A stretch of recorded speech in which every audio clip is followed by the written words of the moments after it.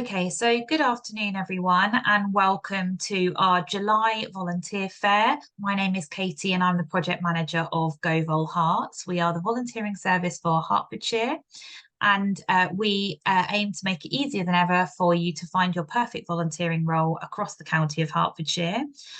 Today we have 11 brilliant charities and organisations here to speak to you about the work that they do. They'll speak a little bit about what volunteering opportunities they have available currently, and why volunteers are so important to their operation as well. What I'm going to do now is go ahead and share today's schedule with you so that you know what we have coming up. So as you can see here, we're starting off with Pumpkins Wildlife Hospital at 12:05. Then we'll be moving on to hear from the NSPCC at 12:15. Following them, we have Family Lives, and then we have a sports group called Hearts Phoenix Athletic Club. At 12:45, we'll be hearing from the Family Volunteering Club. Then we're going to be hearing from a slightly different one, which is the Signal Box Preservation Trust in St Albans. At 1:05, we'll be hearing from Friends of SADA, which is Survivors Against Domestic Abuse. At 13:15, we'll be hearing from Waterways Experiences, followed by Hat Crow. 13:35, we've got Make Lunch Royston, then Guide Dogs, and we'll finish off after that. We may also have one more presentation if we can have some time. We actually support over 280 organisations across Hertfordshire to help them finding volunteers, and hopefully the 11 charities that you see here today is a reflection of the diversity of the volunteering roles we have available in Hertfordshire. We try to move away as much as possible from the stigma that volunteering is just people in charity shops. There is so much on offer, and obviously volunteering is so beneficial to both the charity that you're supporting and also to yourself as well. It's great to improve your well-being, it's great to enhance your employability, and it's great to get out there and meet new people as well. So we do hope that you'll find today's presentations really, really interesting. And of course, if you've got any questions as we go through today's proceedings, please do feel free to pop a note in the chat, and we'll do our best to answer any questions you have as we go along. So the chat's there for you to use. After each presentation, we'll also ask the presenter if there's any questions from the audience. And again, feel free to either pop your questions in the chat, or you can unmute yourselves and ask a question. But please do just wait until the end rather than interrupting our speaker. If I can ask everyone to put themselves on mute as well so that we don't have too much background noise, that would really help the event flow really well today. All right, so what I'm going to do now is hand over to the wonderful Pippa from Pumpkins Wildlife Hospital, who's going to start us off today. So over to you, Pippa. Thank you very much for the introduction.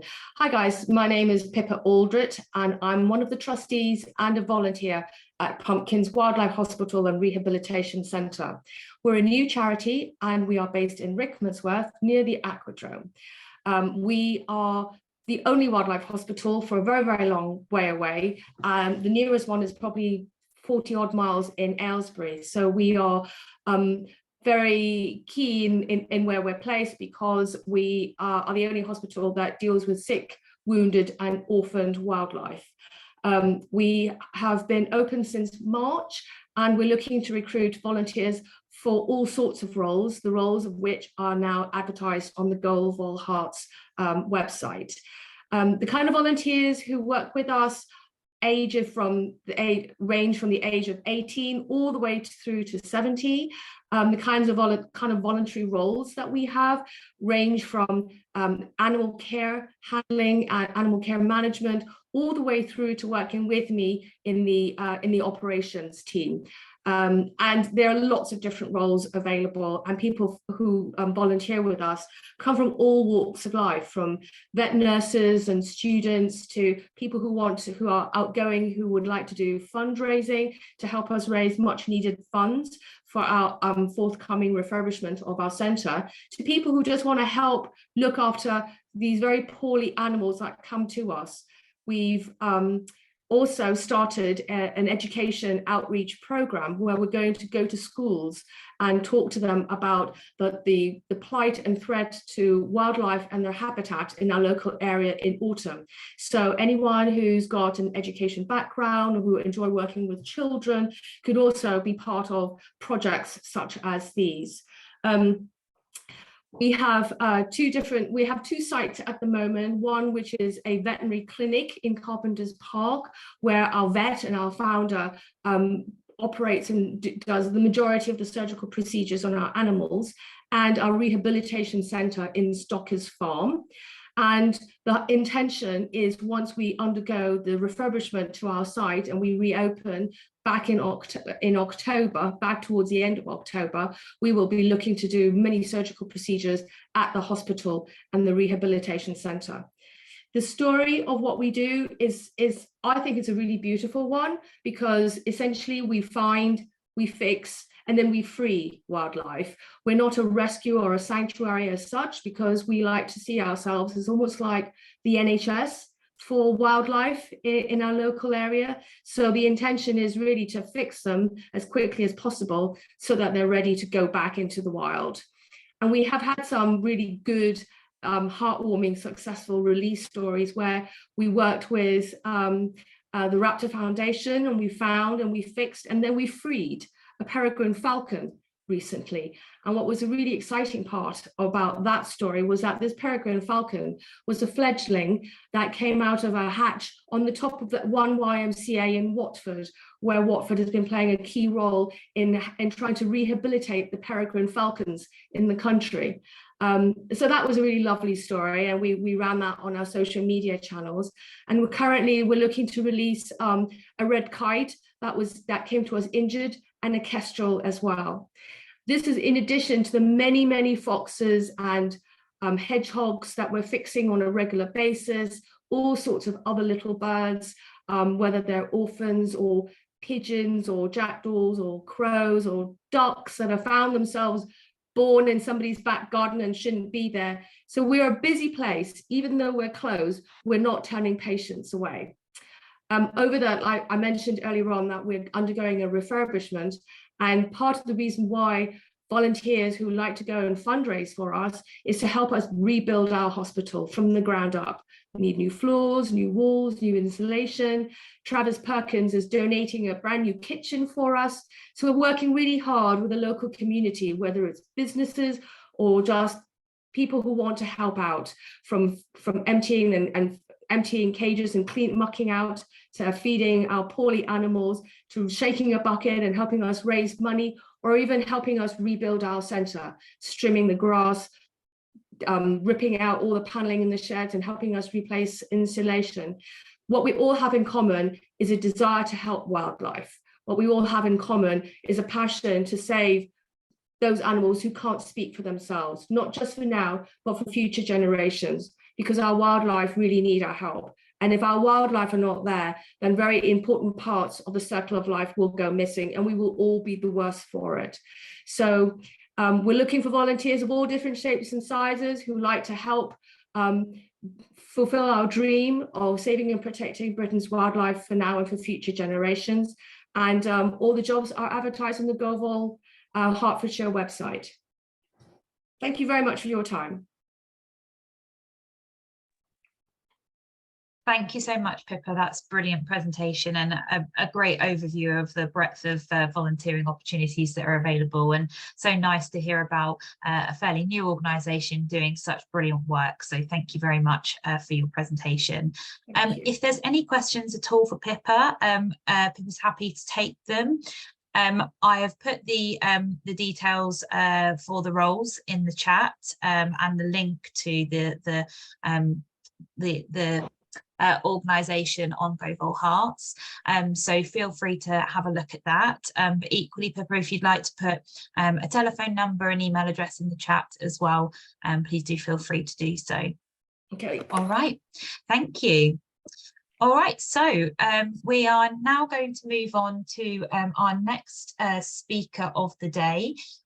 We have Jo joining us from NSPCC. So over to you, Jo. Thank you, Katie. I'm trying to share my screen, Katie, but it's saying that it's disabled. Is it possible to share? Yeah, no problem. Let me just make you a co-host.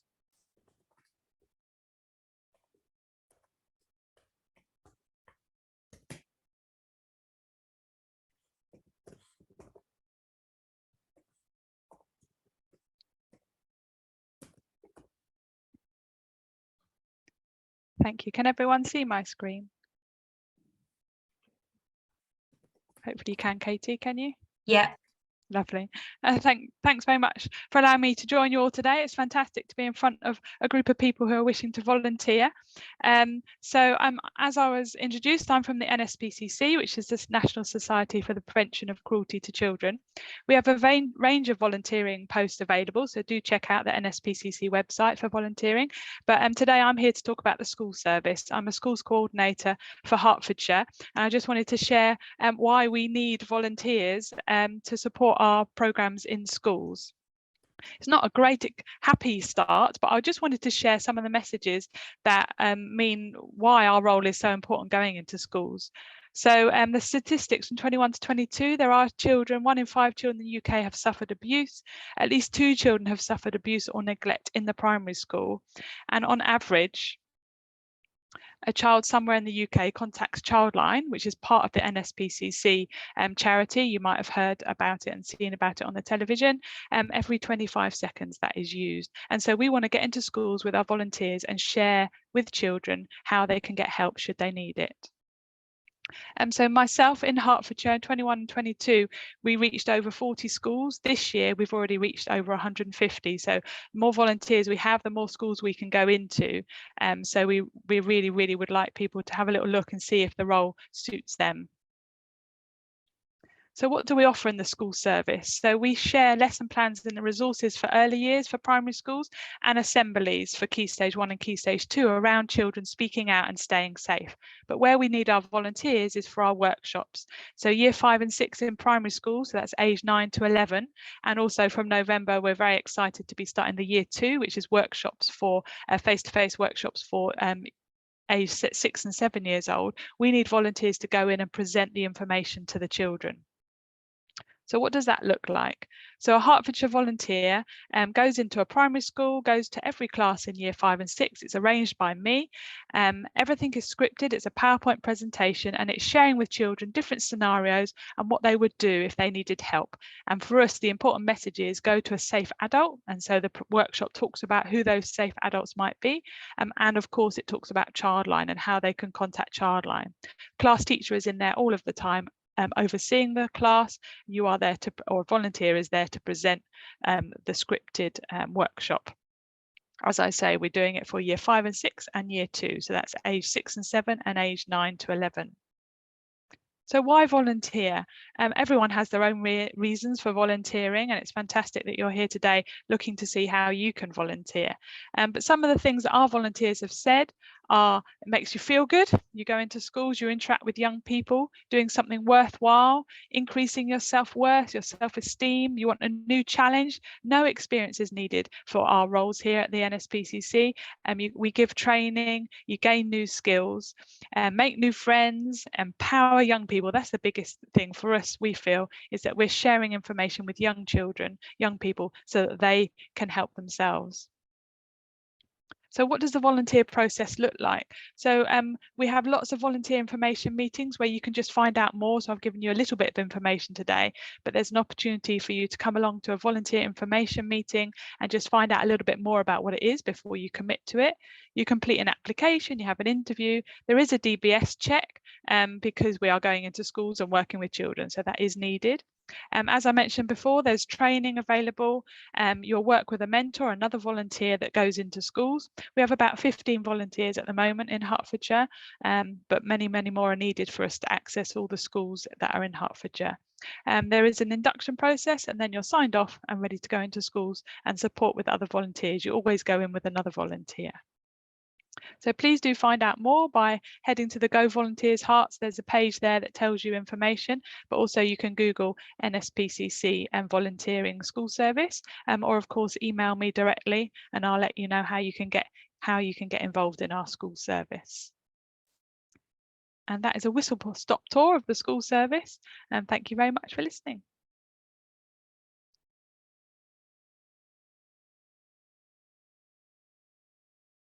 That's brilliant. Thank you so much, Jo, for your presentation.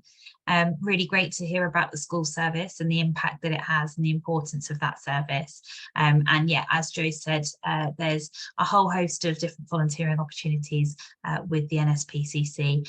So if you were interested in something other than the school service volunteers, then there is a huge variety available. But if anyone's got any questions for Jo, again, please do feel free to pop them in the chat. I can't see all of your videos together, so apologies if anyone's waving at me, but you can use the raise hand function as well if you want to ask a question. Jo will be here for a couple of moments more, so if you wanted to use the chat function as well to message Jo directly, I'm sure she'd be really happy to hear from you. And again, all of the details for Jo are in the chat. All right, lovely. Thank you very much, Jo. Okay, so next up today, we're going to be hearing from Gillian, who's going to be talking about an organisation called Family Lives. So over to you, Gillian. Hello, I'm Jill and I'm part of the volunteer recruitment team at Family Lives. Family Lives was formed over 40 years ago by volunteers with the aim of ensuring that all parents had somewhere to turn before they reached crisis point.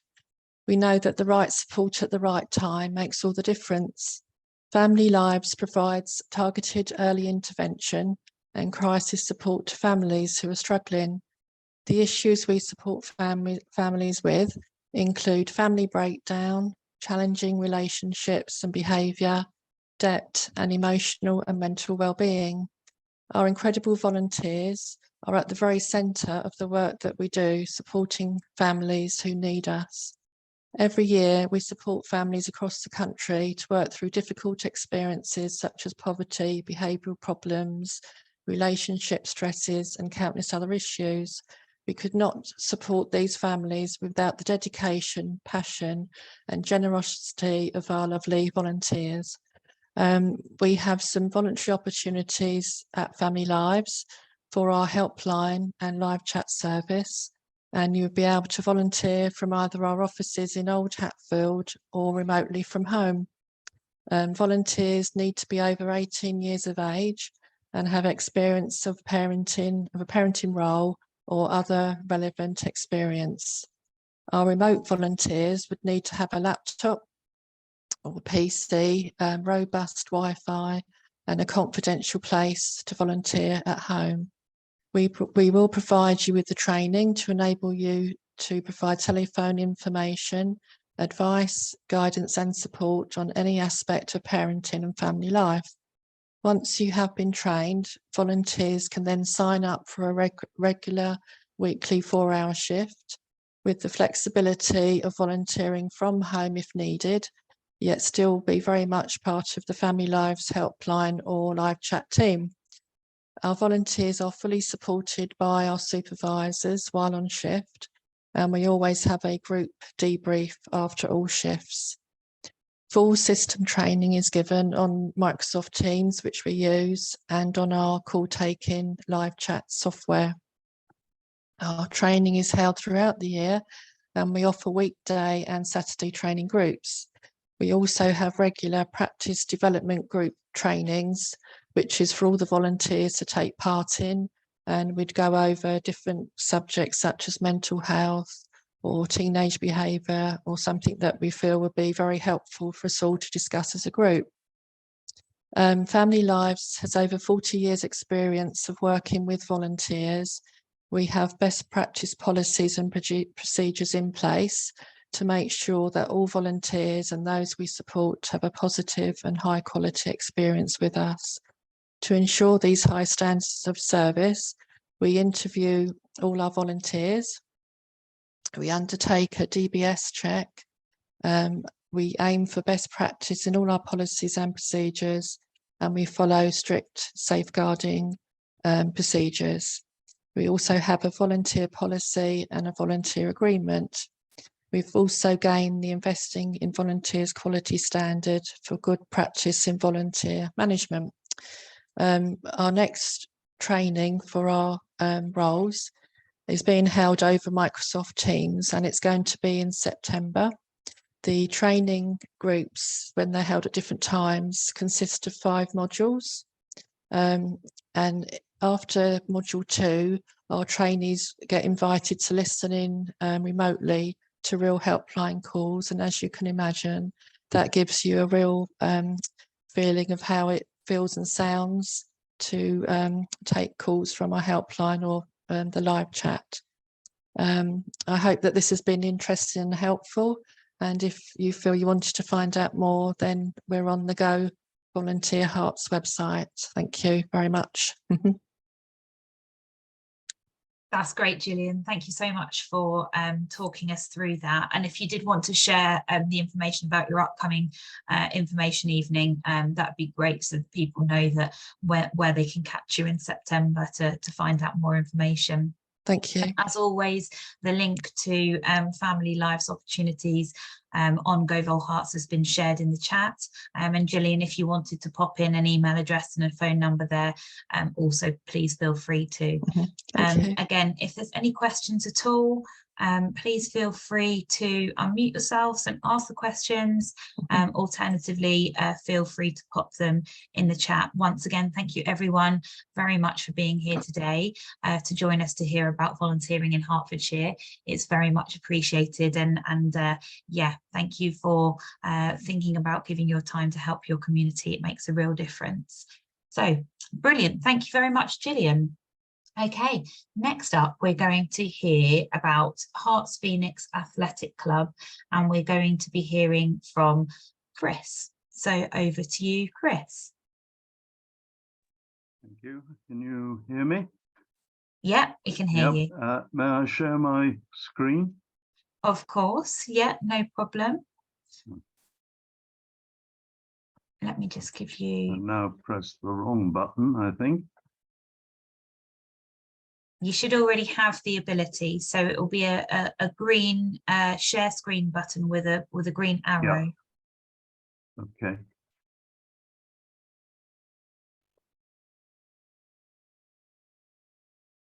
And right. Can you see that? Can you see my opening slide? No, sorry. I seem to have been muted. No, we can hear you, Chris. We just can't see your slides yet, I'm afraid. Can't see my slide. Let's come up on share screen.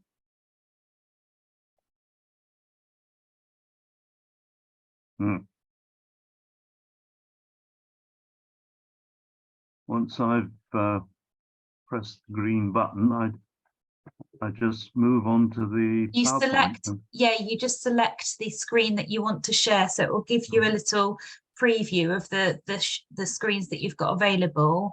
So yes. Once you press the share screen, select the window that you want to share. Sorry about this.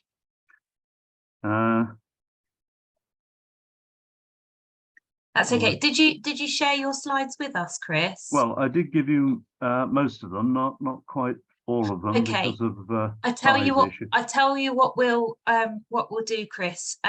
We'll share what we have, if that's all right. We can get those shared if my colleague Deborah could share those on your behalf, and then at least you've got something to go from.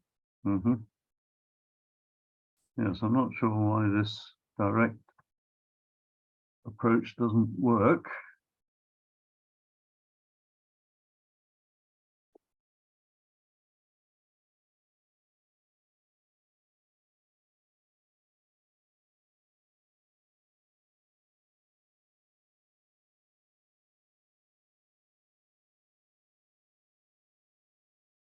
Okay, so that's showing the slide now, Chris. Okay, thank you. Well, my name's Chris Lawn. I'm the secretary of Hearts Phoenix Athletic Club. The club was formed about 20 years ago out of two clubs, Hertford and Ware, based at Watson Park in Ware, and Burley, based at Gosling Sports Park in Welwyn. It's an athletic club which covers, like most athletics clubs, track and field, road running, and cross country. And we continue to train at the two locations. If I may have the next slide, please. The age range is from about 9 to 79. It will shortly be 80, I suspect, because I can't see the 79-year-olds giving up just yet. But of the 460 members or so, some 270 are under 18. So it's predominantly a young people's athletic club, and more and more vital because schools are doing less and less in the athletics area. As a club, we compete at all levels, from international. We have several internationals, but perhaps the best known is Jodie Williams, who was bronze medalist in the Commonwealth Games last year. Through the National Athletics League, where we're in the championship division, the second division, through to Sports Hall, which is indoors for youngsters from 9 to 11, and there are a lot of competitions in between. We're next slide, please. We're supported by a fairly large number of coaches and officials, that's to say, people who judge at athletics matches. And we can always do with more, and there are well-defined routes for progressing through the stages of from just assisting as a coach or an official through to being fully qualified. DBS checks are, of course, needed for those activities. However, my main purpose coming on today really is to talk about the administrative roles in the club. Next slide, please. The difficulty with the administration of the club, where we're looking for volunteers all the time, is that our senior athletes tend to be very involved with developing their careers or their families or both. And although we do get a great deal of help from parents, we find that many of them are rushing from one sport to another if there are siblings involved. There are two roles immediately that we're trying to fill, and knowledge of athletics is an advantage perhaps, but not by any means essential for these. One of these is the membership secretary. The membership secretary maintains a database of these 460 members and responds to inquiries by people who want to join. Some liaison with coaches is required in that to make sure that we've got the appropriate people to look after them if we take them into membership. This is essentially a desk job, and it could be done well away from the tracks, but it would be enhanced by coming to the occasional training evening or to matches or to committee meetings. Similar remarks apply to the second job, which is the website editor. We've got a new website in place, thanks very much to the efforts of one of our members who has set it up for us at very limited charge. But it does need continuous updating as news comes in of events, particularly during the athletic season, the summer season. News comes in of events or comes from committee members. Both of these roles could easily develop if there was the interest into playing a major role in the running of the club. And ultimately, that's what we would be hoping for. Athletics is a sport that's got a lot of facets, a lot of interests. The reward in these jobs, I think, is in knowing that you're providing a service, a vital service for this post-COVID generation of young people, getting them getting away from their screens and out into the fresh air and developing their talents. I wish you could have seen the enthusiasm that some 40 of our young athletes were displaying when they competed down at Hornchurch at the weekend. It was inspiring to see just how much they are getting out of the sport.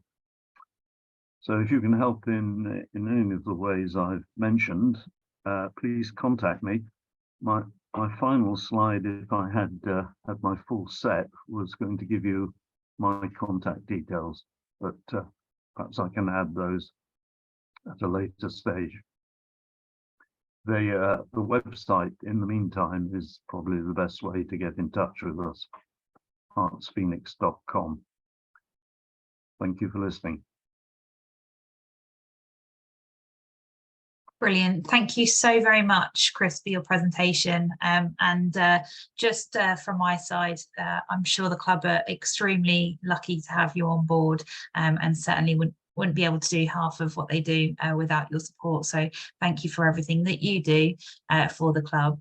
And if anyone's interested in any of the roles that Chris spoke about today, please do get in touch. Chris, if you'd like to pop in the website and email address and phone number into the chat, then people have got direct contact there.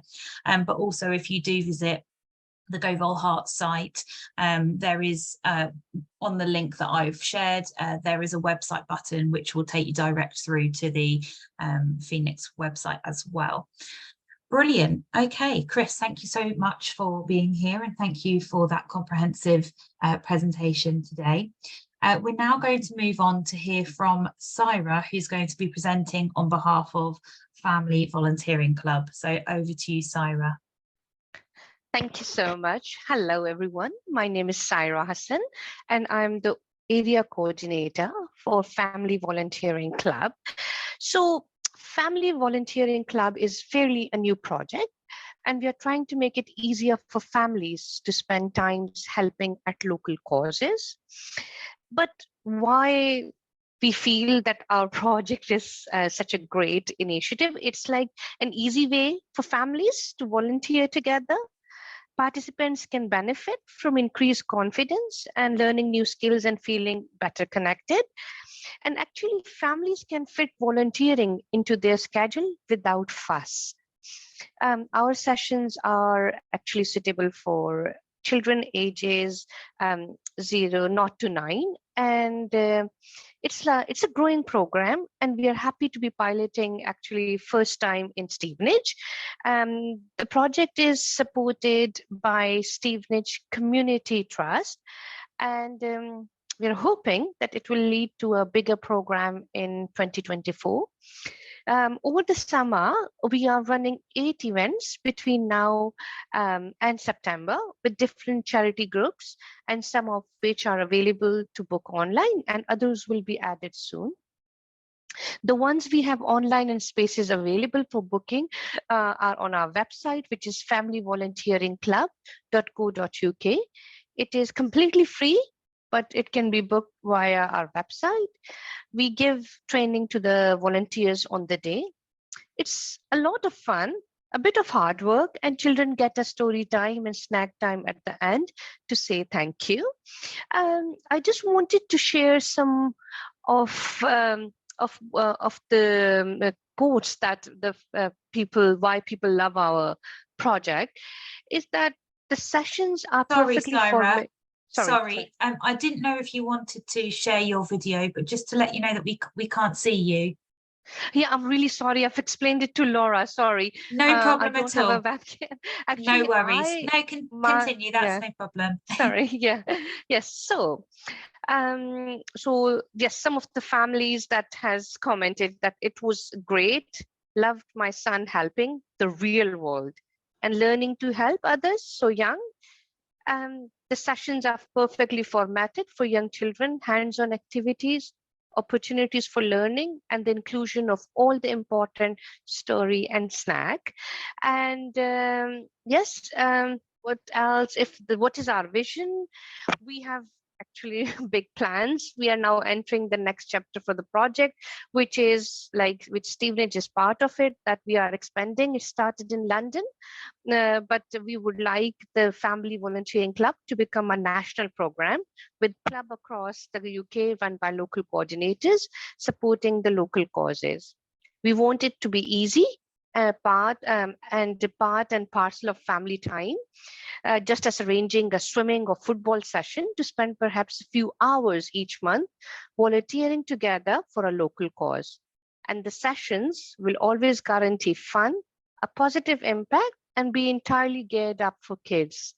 We are really keen to link up with people from across the UK who might be interested in setting a club up in their area, and businesses who would like to support their project to grow, and we will encourage them to get in touch with us. And if you have any questions, I will share my email address, and please do email us for any queries. And the information about the project, as I said, is on our website. The first session is this Saturday, and yes, please do visit our website and check out yourself. Thank you. That's us, Family Volunteering Project. Thank you so much, Sarah, for your presentation. Welcome. And for the information that you've shared. It's a great initiative, and we're really, really lucky to have the pilot here locally in Hertfordshire. The first one outside of London, I understand, in Stevenage, and exciting times that it's coming up this weekend. So great to hear, and a great opportunity for all the family to get involved in volunteering. So thank you very much. Sarah's details are in the chat. So if you have any questions for Sarah, please do drop her an email. And for now, I'm just going to do a catch up on where we're at in today's proceedings. So as you can see, we've heard from Pumpkins Wildlife Hospital, we've heard from NSPCC, Family Lives, Phoenix Athletic Club, and we've just heard from Family Volunteering Club. So coming up still today, we are hearing next from St Albans Signal Box. We're then going to hear from Friends of SADA, or Survivors Against Domestic Abuse. We're then followed by Waterways Experiences, moving on to Hack Crow, followed up by Make Lunch Royston, and finally we'll hear from Guide Dogs last today. So without further ado, let's move on to our next presentation, and we're going to be hearing from Les from St Albans Signal Box Preservation Trust. So over to you, Les. Well, yes, good afternoon, everybody. My name's Les O'Leary, and I'm a trustee at St Albans Signal Box, which I'm going to try and convince you is a lot more interesting than you might think. So I've got a little screen share here, if I can get mine working. Let's try that. Share. And should be able to get that to pop out. Now, can we see that? Yeah. Thumbs up, good-o. That's it. Now, whoops. Come to the top, sorry. Here we are, St Albans Signal Box, little death by PowerPoint about volunteering. We're located next to the station in St Albans. a little green oasis where we managed to convince Network Rail to give us a bit of garden and this old derelict signal box, which we fixed up mainly because we were all gentlemen of a certain age who had steam trains as boys. So, and they say men and boys size of toys. But what we've discovered is it's a great little neighbourhood resource that we operate, where people can come on and play with metal things, and toddlers can see the little garden railway that we have for them. And we demonstrate safety of the railway, which is all very good for our school parties and our cubs and come. And of course, with everything, it's please leave by the refreshment hut and the souvenirs, which helps pay for it all. So it's a sort of historic asset. And the main benefit is that we managed to operate it for free. And for a lot of families now, it's very expensive to take 2 kids and adults out. And whereas we can offer them 2-3 hours sat by the railway, little garden train going round, and they can pull levers and ring bells and generally hang around with us. Now we opened it in 2009. It took us about 7 years to get Network Rail to give us the lease and to raise the money and so forth. So that's getting nearly 20 years ago now, you see. And we were all in our 50s when we and full of vim and vigor. So to be honest with you all, ladies and gentlemen, we're all of a certain age now and are very keen to attract some of the parents of these toddlers rather than the grandparents. But we do know how busy everybody is. Just take you through the roles. There's what we call front of house, where we've got the meet and greet, say hello to people at the gate. Then there's people demonstrating signals and minding the miniature railway and doing the refreshments and the merchandise. Typical visit by a family would be an hour or two. And I'll tell you later when we're open and all that. And we've got the back of house people, where we've, as you would expect, gardening and cleaning and painting and publicity, doing brochures and leaflets and websites and of course accounts and admin. So that's just a very quick overview of the thing. Now I hope I can. Do I need to reshare? Can people see that? Can people see I've changed my screen, or do I need to reshare? Hello. You should be seeing the start of a video. I might need to reshare it. Let me. Normally, you'd need to close down what you're sharing and yeah, I'll just go back. sharing the next thing. Do okay. Yeah. There we go. Can we see a little red video now? We can, yes. Yeah, okay.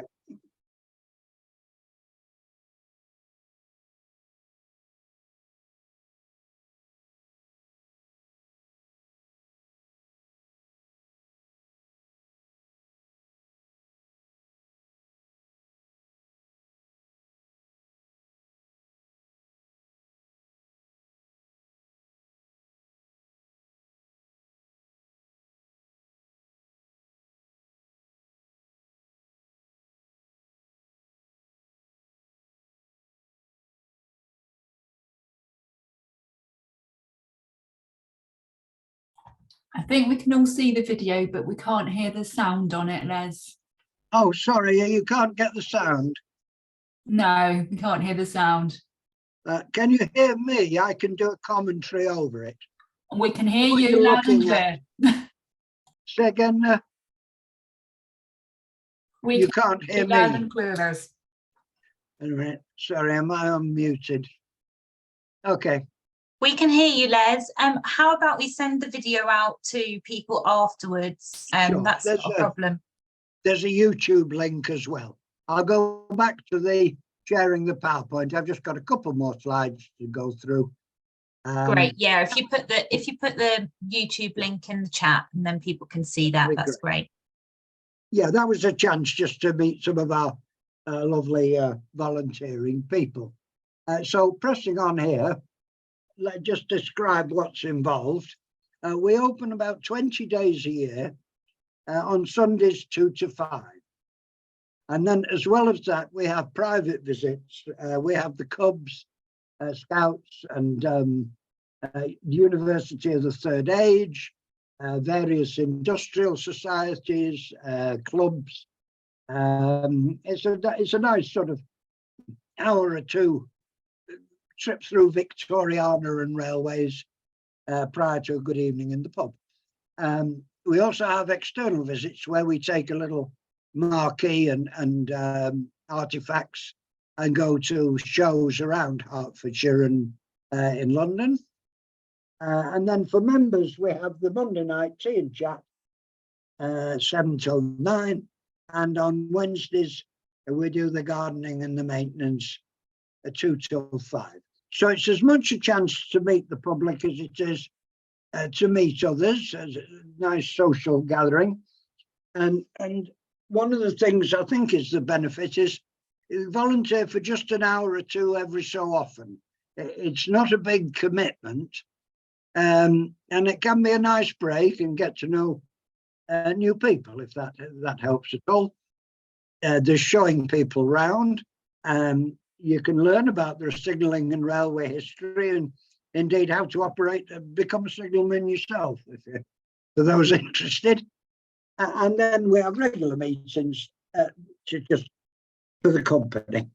The sting in the tail is you've got to be volunteer, you've got to be a member, which is £10 a year because of our liability insurance. We're sort of Victorian in our health and safety a little bit, in the sense that you are allowed to pull the levers and the real signals and so forth. So we do have to carry insurance in case anybody traps their fingers and so forth. Okay, so that's just a little look at our website there, Sigbox, and you can see the videos of what we do and all we work. And I can just amount of sharing. Hopefully there's interest there for some of you. And anyone who wants to know more, please do ask. Brilliant. Thank you very much, Les, for your presentation and for taking us on that whistle-stop tour of videos and slides and everything else. Really great to see, and a nice, flexible and very diverse opportunity there for people to get involved. So yeah, anyone on the call, please feel free to tell all your friends, tell your children, grandchildren, and anyone else who may like to get involved. It's a wonderful thing to have in our county. So let's hope it stays for many years longer. Thank you very much, Les. Okay, so we're running a little ahead of schedule, which is actually really good news, because we have tried to squeeze in as many presenters today as possible, so that you can hear from as many different charities. And we do have an extra organisation joining us at the end of today's proceedings. So let's hope we can give them some time to talk. But up next on our itinerary is Friends of SADA, and I'm now going to hand over to Roxy, who's going to talk to us from SADA. Over to you, Roxy.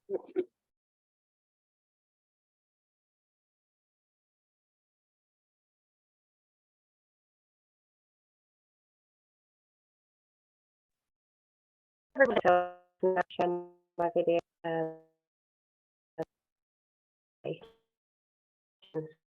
It's not it.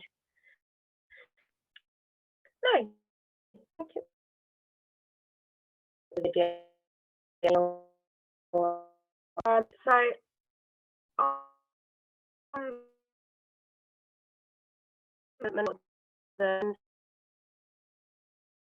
Sorry, Roxy, we're having trouble hearing you. It could be a bandwidth issue. You're dropping out. Oh, sorry, you can come back in and what? No problem. We'll move on, Roxy, and see if we can get you back after the next presentation.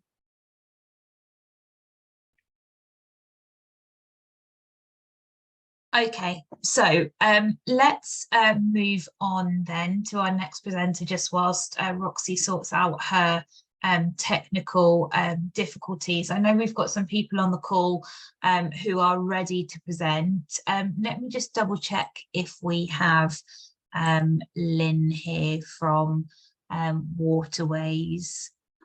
I don't think we've got anyone on the call from Waterways just yet, so we may have to skip ahead and then reorder things, just reshuffle as we go. So let's move on then, and instead I can see that both Louise and Tadea are here as well from Guide Dogs. Louise, are you all set and ready to go by any chance? Hello, yes, I am ready to go. I hadn't quite done my hair, but you can forgive me, I hope. No problem at all. Yeah, Louise, go for it. Perfect. Good afternoon, everyone, and thank you for your interest in volunteering. My name is Louise Bradley, and I am the coordinator for Make Lunch. We are a well-established and popular club based in Royston in Hertfordshire. We support families who receive free school meals. So before I share a little bit more about Make Lunch, I'd just like us to think a little bit more about free school meals. Did you know that 1.63 million children in the UK receive free school meals? I'm just going to silence my phone. And to put that into context, that's actually 20% of all school children. And when I share that figure with people, they're generally quite shocked at how high that is. That's a lot of kids, 20%. Free school meals is a means tested benefit, and because we know what the criteria is for families to receive that benefit, in my opinion, it's shockingly low. We know that families who receive free school meals are amongst the poorest in our communities. And can I just take a minute to think about what that actually means? So the government sets all of the benefits and the welfare. They know everything that anyone can possibly know about the cost of living in the UK, about people's incomes and expenditure. And so the government has assessed that families whose income is below the threshold for free school meals, they have identified that for these families, their income is so low that there is a risk that these families cannot provide all three of the necessary meals needed to sustain a growing child. Now, for me, that's quite profound, that the government feel like this family, their income is so low, there's a risk that they might not be able to feed their kids, so the government pay for the children to have that meal. So that leads us on to a really important question. What happens when schools are shut? Schools are shut for 13 weeks of every year. And during that time, these families have to find the additional money to provide that meal for their children. And we know that their budgets are already, really, really tight. We know that 1 in 4 parents in the UK have skipped meals so that they can provide a meal for their children. And we also know that sometimes children do not get the nutrition they need, particularly during school holidays, simply because their parents cannot afford it. So at Make Lunch, we provide this meal for all members of the household twice per week at every school holiday. But we're more than a meal. We find that the joy of eating comes a bit later in life. Kids don't really get that excited about food. Our adults do, but the kids not so much. And we also know that if a family is struggling to provide food, they're also going to be struggling to provide fun and enriching experiences for their children during school holidays as well. So at Make Lunch, we get everyone in, we get everyone fed, and then we go off and we play games, we organise activities, we do crafts. And then in addition to our sessions, we organise events as well for our families. And we're even sending 13 children on a free holiday this August. If you are interested in some of the things that we do at Make Lunch, I highly recommend checking out our Facebook page. Just search Make Lunch Royston. So why am I here? Make Lunch relies on the dedication of a wonderful team of almost 50 volunteers. We just simply couldn't do Make Lunch without our volunteers. I split our volunteers into 2 teams. We have our session volunteers who help me with setting up and packing away, and then making drinks, supporting with activities, playing with the children. That's our session team. And then we have our kitchen team who are responsible for preparing and serving our meal. Make Lunch Royston is oversubscribed. We are supporting 38 families at this time, and we just don't have the capacity to support anyone else. I'm having to turn people away from every session, which is heartbreaking. Me and my leadership team are committed to growing the club sustainably so that we can meet the increasing demand that we're seeing in Royston. We want to do this by increasing the number of sessions that we open for each week from 2 to 3. We have enough funding. We have enough session volunteers, but we do not have enough volunteers that have the skills necessary to lead our kitchen team. So at the moment, we are advertising for volunteer kitchen leaders to join our team. The ideal candidate for this role needs to have experience in catering for groups of 60 people or more. Ideally in a professional setting. Our current kitchen team just happen to all be school cooks, and they are absolutely perfect for the job because they they can feed lots of children. They know the kind of meals that we do because we stick quite closely to the kind of meals that kids get in school. They know what kids like to eat and what they don't like to eat. There's no mushrooms ever served at Make Lunch. And also, they're passionate about nutrition for children. That being said, you don't have to be a school cook. I'll be glad to speak to anyone who has got experience in catering for groups of 60 or more. Due to our safeguarding policies, we can only accept volunteers who are over the age of 18, which is a shame because I get a lot of young people asking to volunteer, but I have a safeguarding policy and I have to stick to it rigidly. In terms of the recruitment process, there are a number of things that all volunteers have to do with me before they can volunteer for Make Lunch. For our kitchen team, the volunteers do need to have a level 2 food hygiene certificate.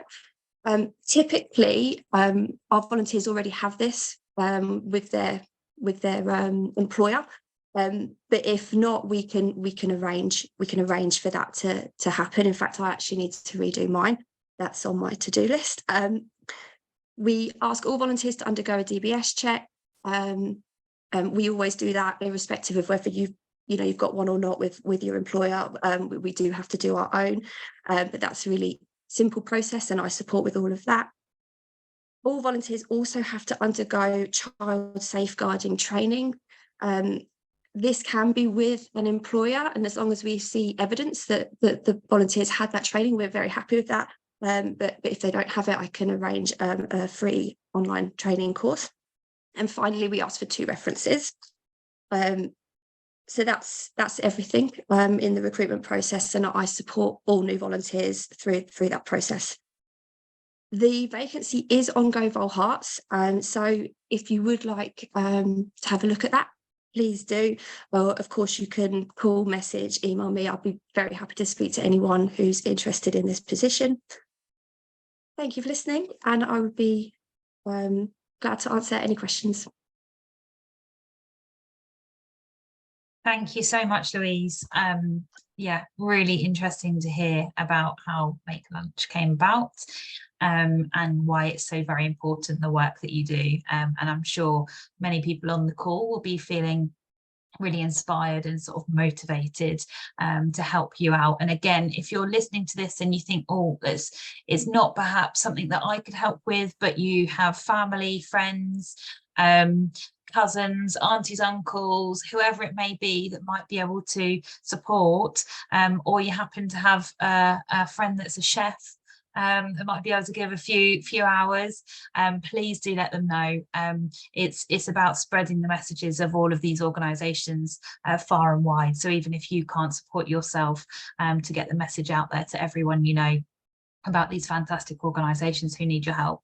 So thank you very much again, Louise, for being here and for talking about the work of your group.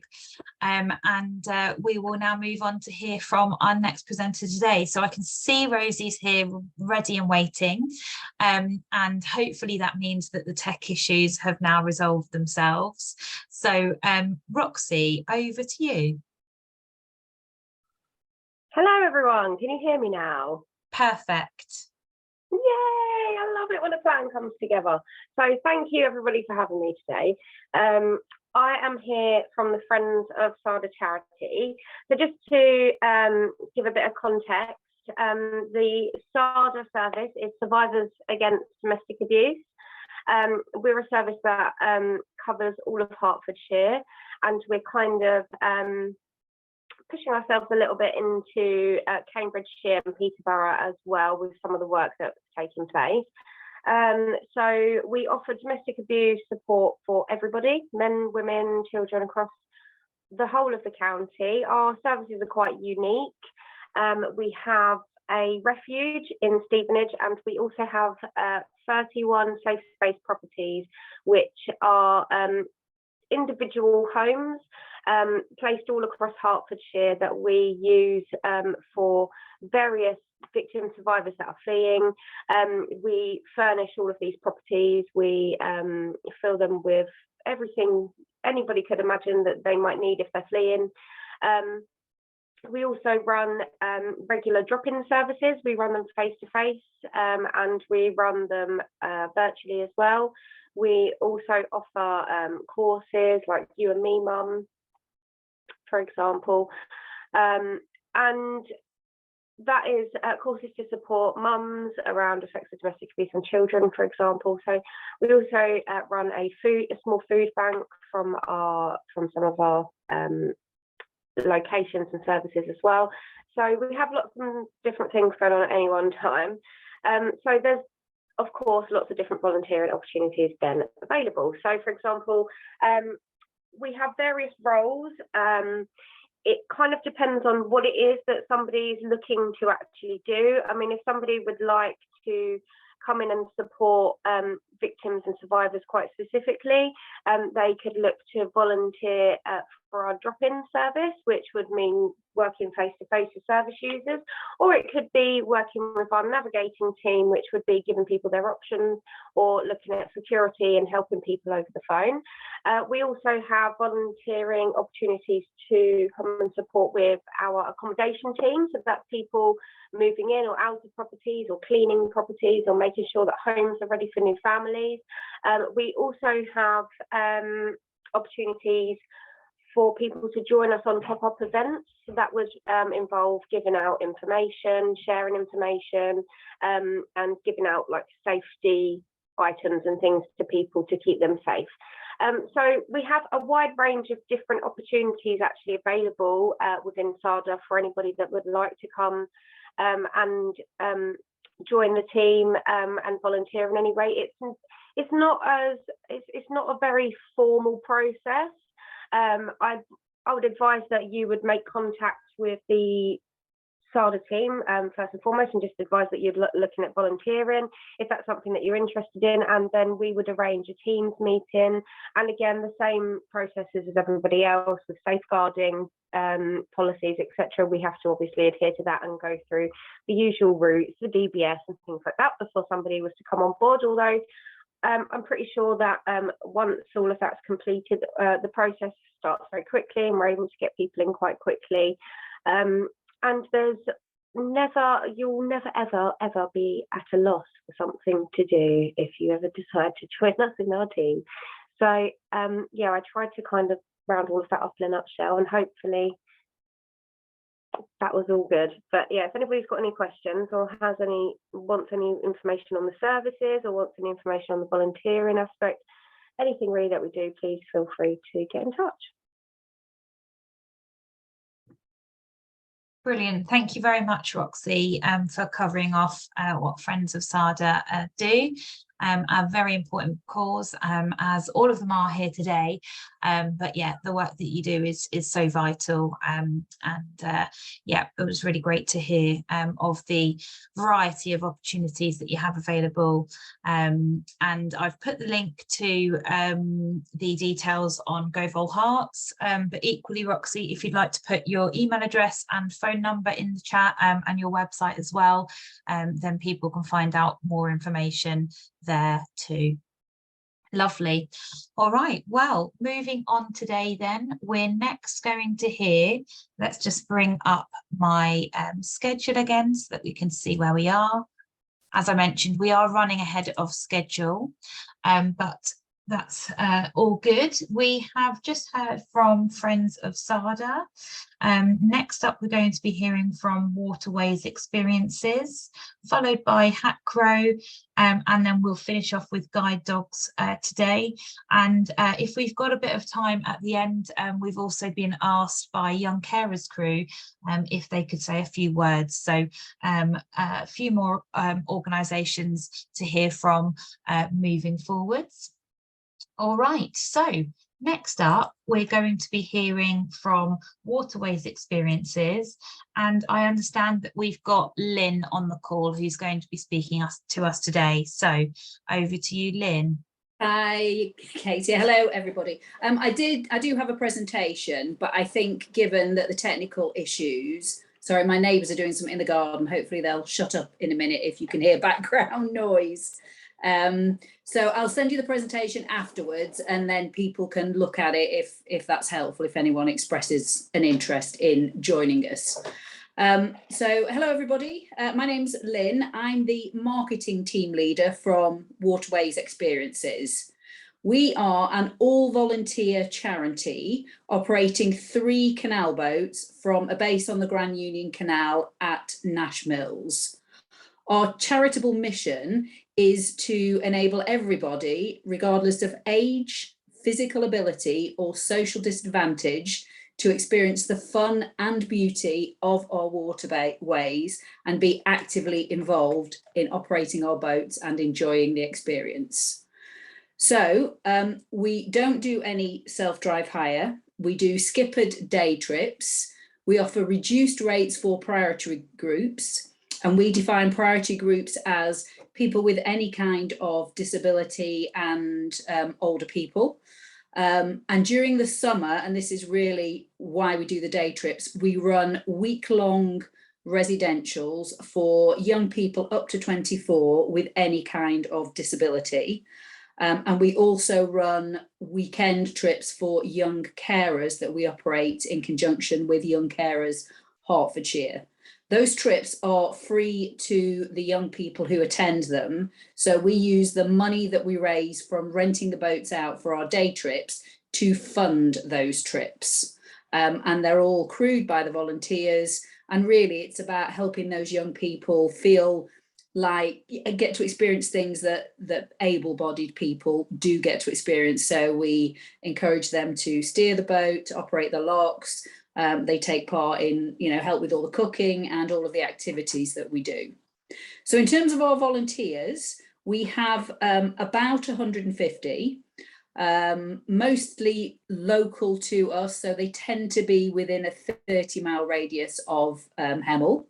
Completely diverse group in terms of ages, level of boating experience and work backgrounds. And we really like that diversity because we think it makes it a fun place to volunteer. and it allows us to continually learn and develop what we do for the benefit of our volunteers and our clients. The key thing that we say is you need to be good at talking to people, although we have some people who aren't so good at that and do backroom jobs, and that really you're looking to enjoy volunteering.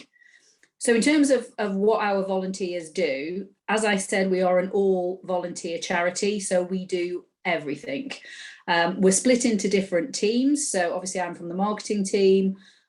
We have a crewing team, we have a maintenance team, bookings, volunteer support, to name just a few of them. So obviously the prime volunteering roles are crewing our boats, and our skippers all come from the crewing side of the organisation. I'll talk about the size of our boats because we have 3. Our biggest boat is covered by the Maritime and Coastal Agency. So we have boat masters in charge of those, and they have to do a formal qualification. So you can work through the ranks of crew, through to skipper, through to boat master, if that's what you're interested in. And we provide the training to enable you to do that if, like me, you've never been on a canal boat before you start volunteering. We also have a team then that allocates crew to the boats, because we need a minimum of 3 for each boat. We obviously then have to maintain and monitor and clean the boat, so we have separate teams who do that. Clearly some of the more expert tasks like servicing the engines, we do get outside people in, but we do as much as we can, because our view is if we have the skills as a team to do it without spending the money externally, that allows us to do more of the week-long and weekend trips. We have a team that take all of the bookings and bill the clients. We ask every client who comes on a trip to provide feedback, so we monitor that. We do all of our own marketing, and we have daily posts on Facebook. We're sort of pulling back a bit from Twitter because the usage seems to have gone down a little bit, and on Instagram. We also maintain our own website. We manage all of our gardens and keep the base clean. We run all of our own systems. We do have a provider hosting our web, but we have lots of IT people who help us organise all of our internal systems. We work with local and national organisations like Canal and Rivers Trust, and we have adopted the bit of the canal that we mostly operate on with the Canal and Rivers Trust, so we do maintenance on those sections of the canal as well. Whether it's, clearing the towpath or taking logs out of the canal, or whatever is needed to make that our stretch of the canal from Nash Mills down to Hunton Bridge a nice place to boat and walk and cycle.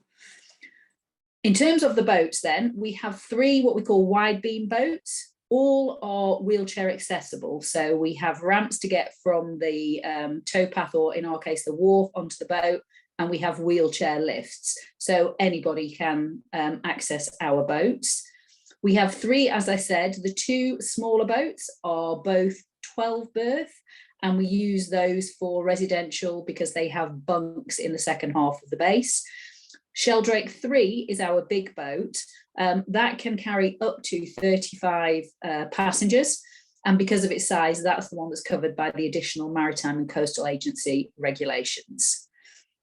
We also own our own visitor centre, car park and wharf, and we use that for obviously people arriving. We have a ramp from the base down to the canal, so again it's fully wheelchair accessible, and we are currently planning to extend the wharf. It's big enough for our 3 boats at the minute, but we have been looking at the possibility of a 4th, and that may be an electric boat, so we need to extend the wharf in order to give us the capacity to do that.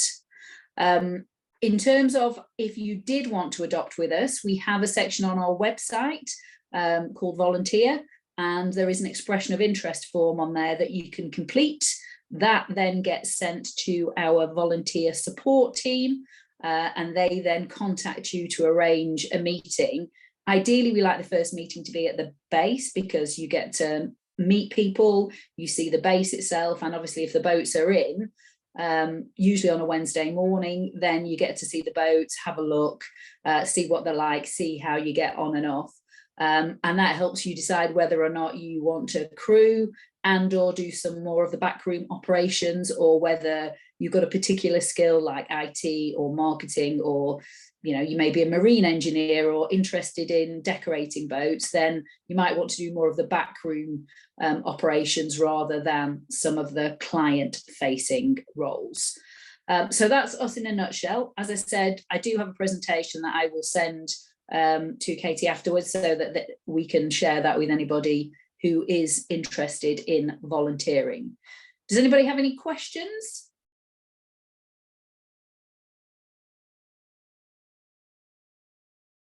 Yeah, if there's any questions for Lynn, feel free to pop them in the chat, or feel free to take yourself off mute and ask any questions. It's not a problem at all. But yeah, thank you so much for that presentation, Lynn. And I always learn so much when we do these volunteer fairs, and I've learned something from you today, because I didn't know that you're entirely volunteer led and run. So always learning things. So yeah, really great to hear, and really fantastic work that you're doing. I'm sure there are people on the call today that didn't know you existed and will be sharing the words with all of their friends and family and people they come into contact with. So yeah, thank you so much for being here and for raising awareness of waterways experiences. All right.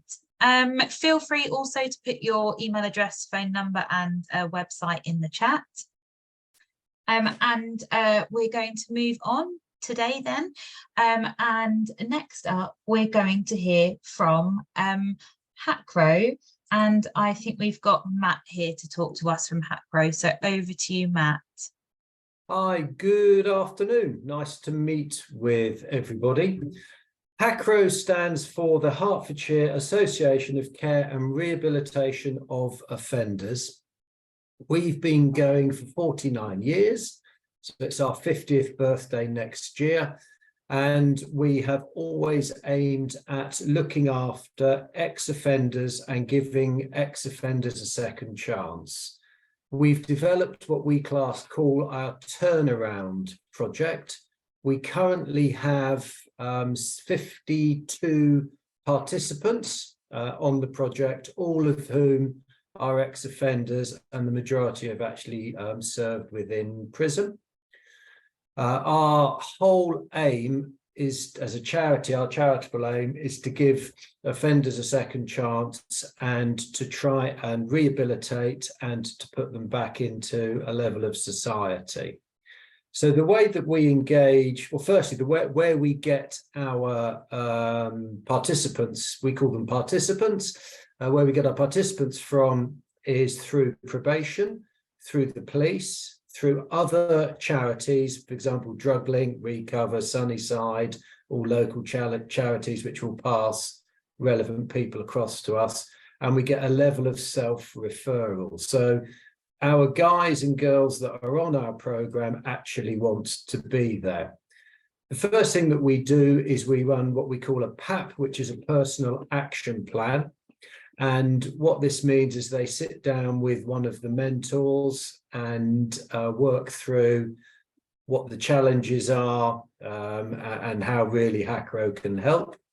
And the way that we engage is with activities. So Monday is tennis, Tuesday is fishing, Wednesday is carpentry, Thursday is cooking and public speaking, Friday is boxing and music. So it sounds blooming good fun to me. What this allows us to do is to truly engage with our participants, and that means we can get a little bit under their skin and work out what their true challenges are. So the mornings are with mentors, and then the afternoons we have qualified teachers and tutors, and we then run such courses as literacy, numeracy, anger management, parenting, anxiety, and other such courses as we identify. By doing it this way, we're totally holistic. Participants can stay with us as long or as little as they need. The participants actually do want to be on our courses. We're not totally volunteer led. We are grant funded. Majority of the grants comes from the Police Crime Commission, probation, Lloyds, and then where we're running activities, the Lawn Tennis Association supplied us funding for the tennis, the angling, for the fishing, photography was through a local photography company.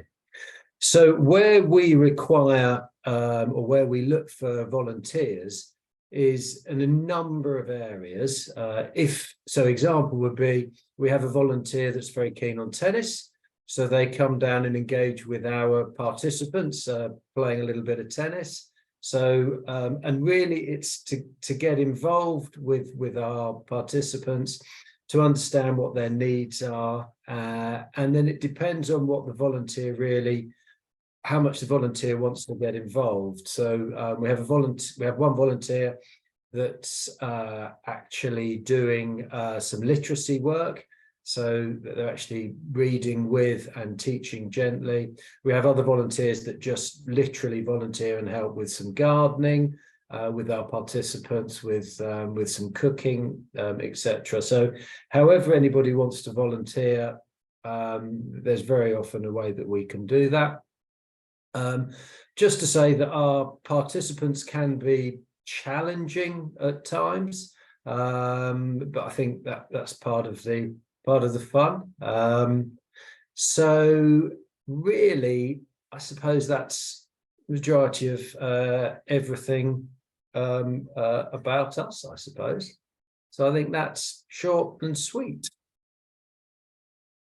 Brilliant. Thanks very much, Matt, and really interesting to hear about the diversity of support that you offer, and the different roles that people can get involved with as well. It sounds like you can make a role for pretty much anyone who's interested, so that's always great news, and people have always got things to share and skills that they can give, so that's really great news.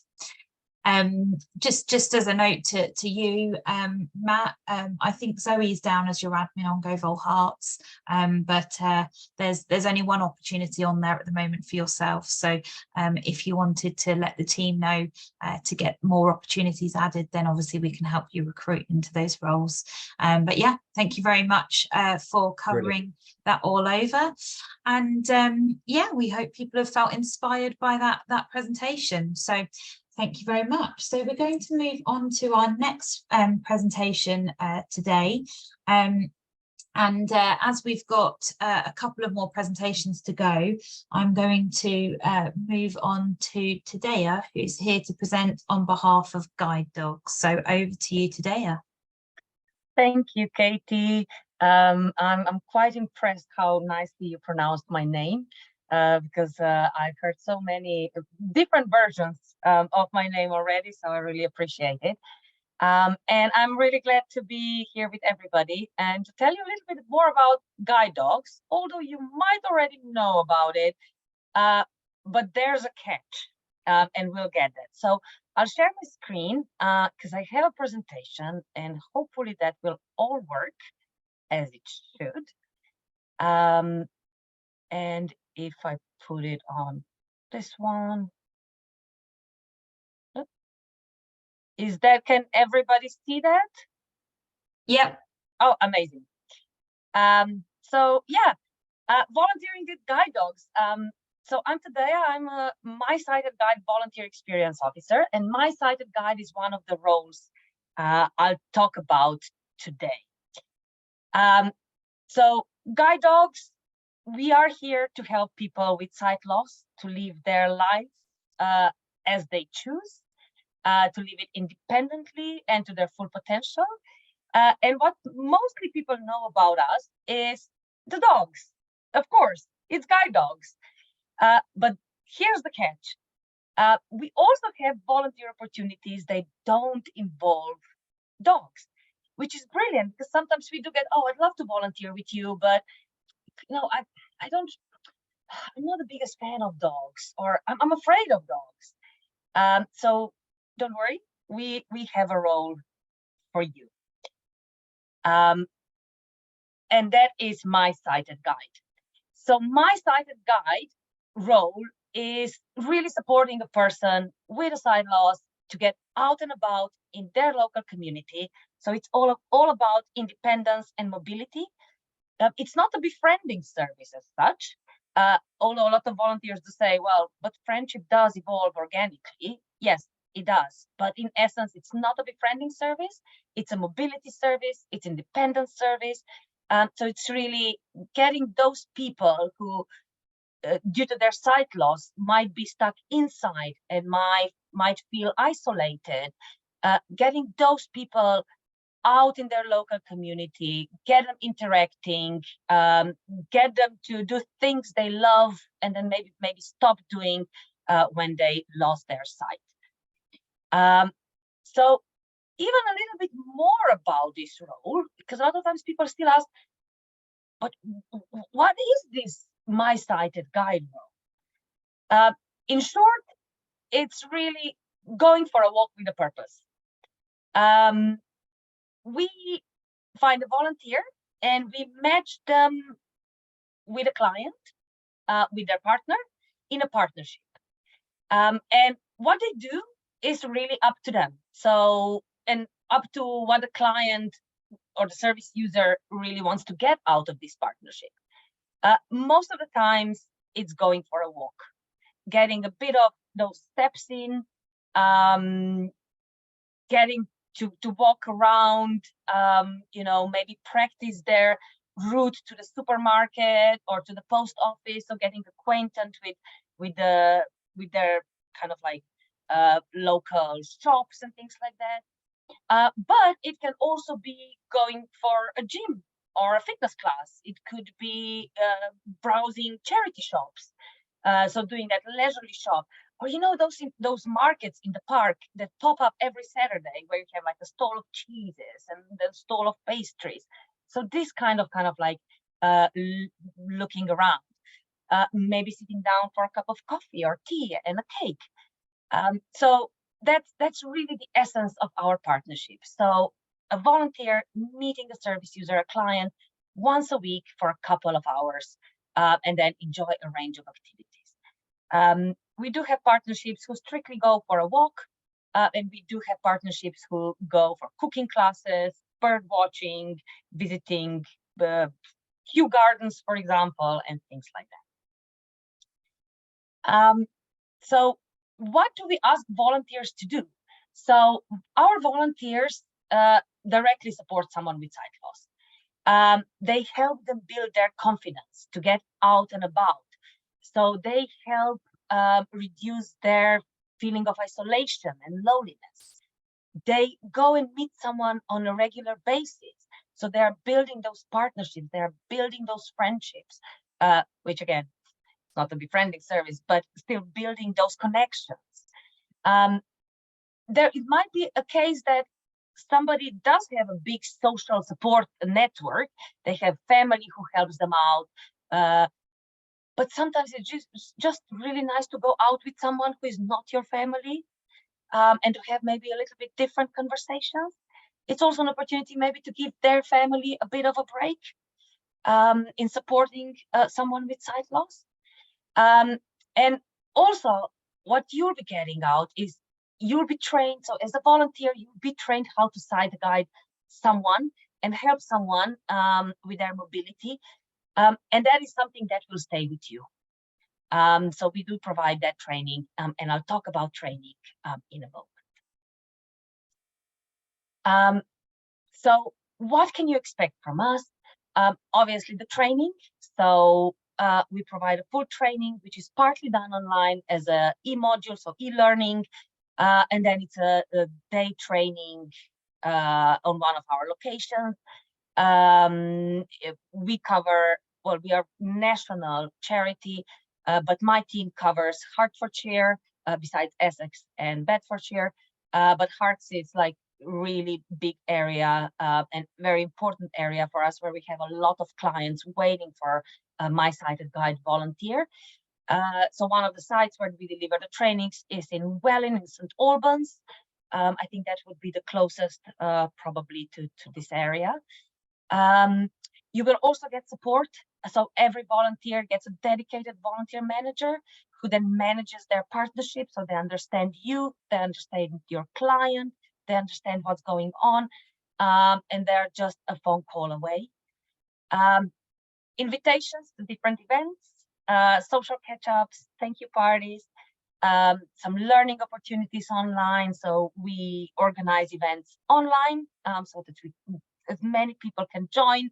And then obviously we also now organize in-person events, because it's just sometimes nice to get together face to face. We do reimburse expenses.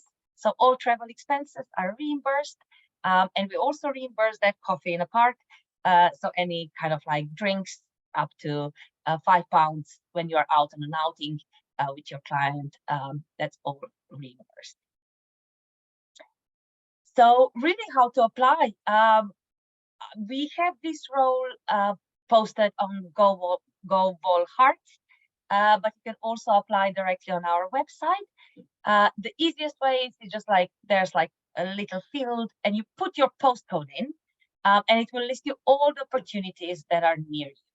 And then you can choose how locally you want to volunteer, or how not so locally you want to volunteer. And then you just click on apply, and it will take you through the whole process. You can also call our volunteer office, and the phone number is on the screen. And when applying, the application that usually gets to me, I will give you a phone call. So we will just first have like an initial call to see if this is the role you wanted to apply to, and this is the right role for you. Then we'll arrange an interview. We will require 2 references and a DBS check. And when all that is done, we'll book you up for training, for the e-modules, e-learning, and one-day training. And then you're all good to go and up to speed. And then we'll start looking for a match. So when we look for a match, we'll look at your time availability and the client's time availability. So kind of like we look at that is a match. We look at your interests so that we match people together who, you know, maybe share same hobbies or same passions or interests. And yeah, and then it's also like kind of like obviously look at the location, so you don't have to travel too far. But in a nutshell, in essence, that's a my-sighted guide. That's not me saying, that's what our volunteers say when we ask them, how would you describe this role? They say, well, I'm a human guide dog. So yeah, I'll leave you with that, and I'll be happy to answer any questions if you have them. Thank you. Thank you so much, Tadea. A human guide dog, I like it. Very good. Yeah, and such a vital role for getting people out and about and encouraging their independence, as you said. So thank you for sharing that. And yeah, do have a look on the Guide Dogs website as well. There's many more opportunities available with guide dogs, really something for everyone. So do take a look. But yeah, thank you for that summary. It was really helpful for the slides as well. Just so everyone knows, obviously the event recording, the PowerPoint presentations, and the links to all of the profiles on GoVolHerts will be sent following today's event later on this week. So you will receive a roundup of everything that you've heard. So thank you very much, Tadea, for that. Last of all today, we're going to squeeze in a presentation from Young Carers Crew. We're very lucky to have Joe here to speak to us today. So over to you, Joe. Thank you very much, Katie. Thank you for squeezing me in. Very nice of you. Well, I represent Young Carers Crew, a charity who's based in Stevenage, and we do take care of young carers. We meet twice a month, and it's between 6 to 8 o'clock in a community centre, and the children, they can play outside in the park or stay inside and do all sorts of activity, crafts and things like that. We are very keen to have some more volunteers. we have a little team of volunteers, and we would love to have more people on board to help us. This group of children, they haven't got much going for as means of things that helpful to them.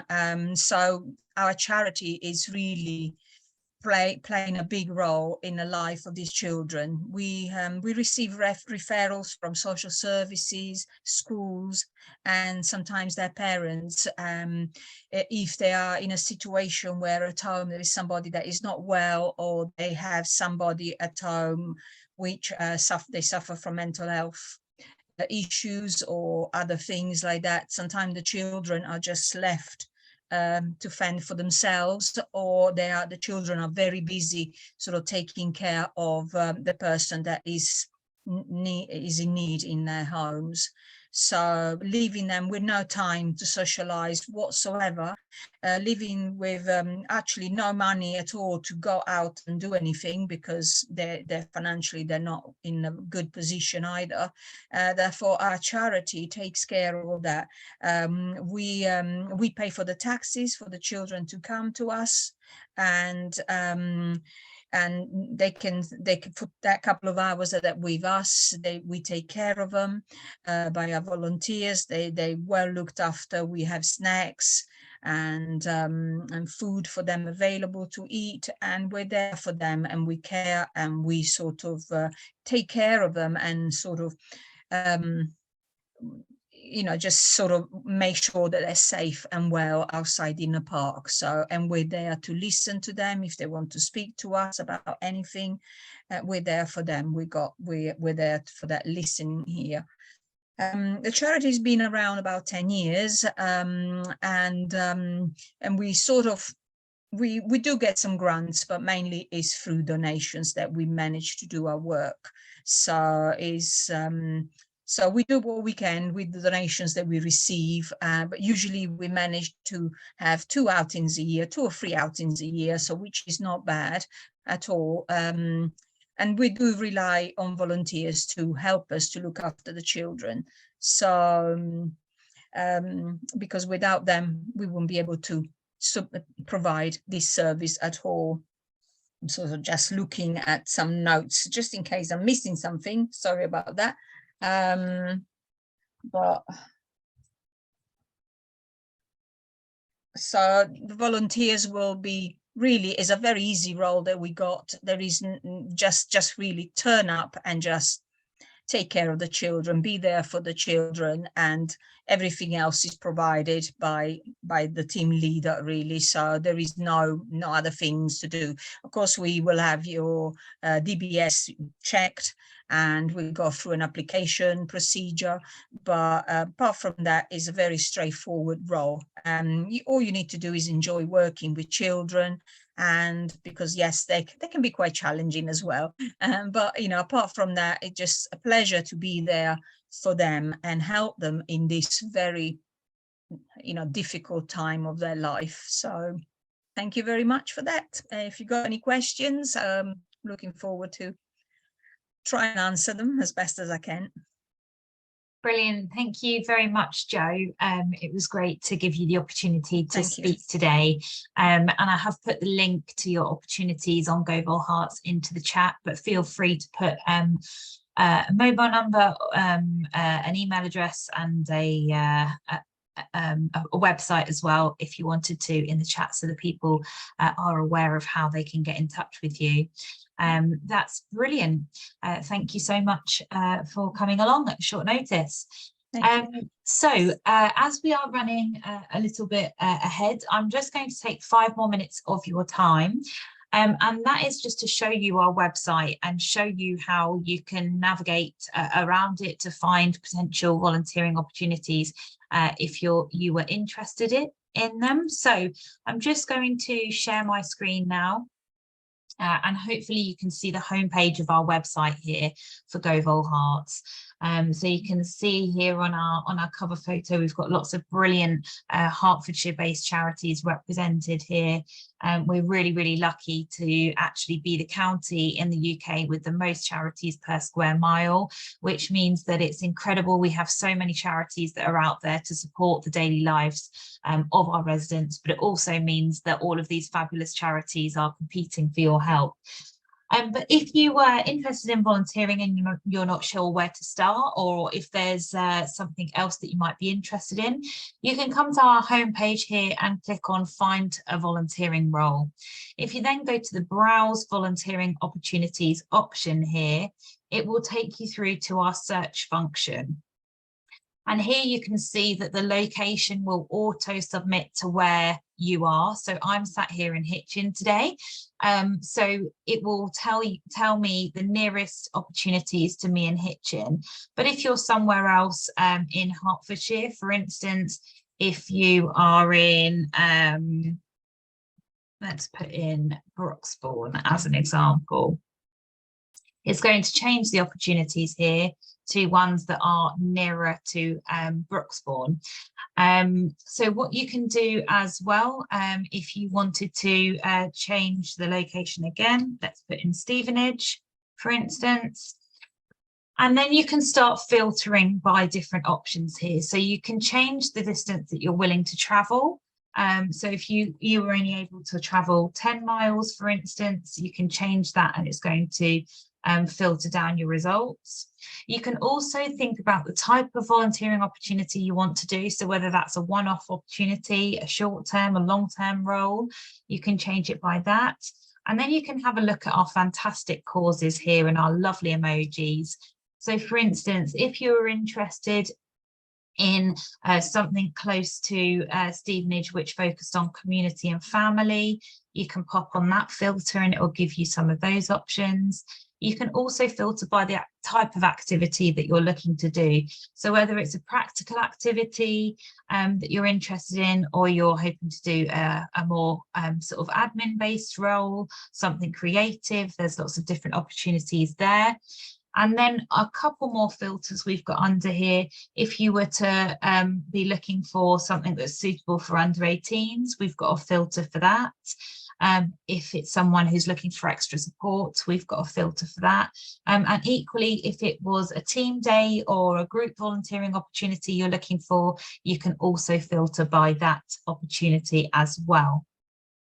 One last thing I wanted to show you on our platform is that we recognise that actually all of the possibilities on here can sometimes be a little bit overwhelming. So if you're someone who wanted some roles suggested to you, you can come here and under Find a Volunteer Role, we actually have a quiz which will filter the opportunities. Now on here we have almost 900 volunteering opportunities available.